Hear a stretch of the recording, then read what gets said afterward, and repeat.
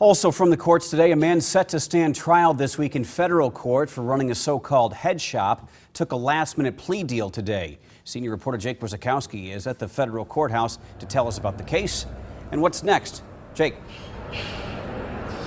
It's been almost 2 years since the Exotica stores were raided by the feds. Today, one of the two main defendants took a plea deal this morning, but it did not include admitting to selling K2 or bath salts. In September 2012, federal agents raid Exotica and exotic gift stores in Omaha, Council Bluffs, Lincoln, and South Sioux City. They allege the owners made millions of dollars on the sale of synthetic drugs and drug paraphernalia. A grand jury indicted 11 people. Frank Faraz and John Ways Jr. were the only two set for trial, but this morning Faraz pleaded guilty to selling drug paraphernalia and money laundering. The money laundering charge essentially said Faraz accepted rent and lease payments for the stores. Attorney Michael Nelson said Faraz reported the funds from Exotica's on his tax return, but because it was from the sale of alleged illegal products, it was money laundering. It's complicated.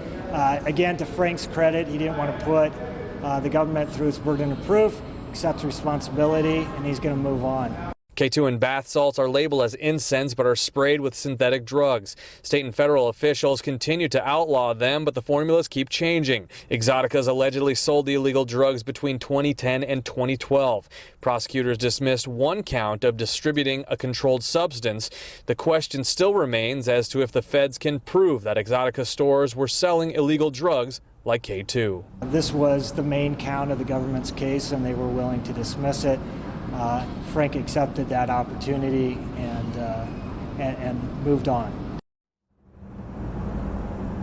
Opening arguments in the Ways trial is expected to start in the morning. They think that it'll take about 3 weeks to complete the trial, and they have almost 100 witnesses identified. Faraz will be sentenced in November. Reporting live outside the U.S. federal courthouse in downtown Omaha, Jake Brzezikowski, KMTV Action 3 News.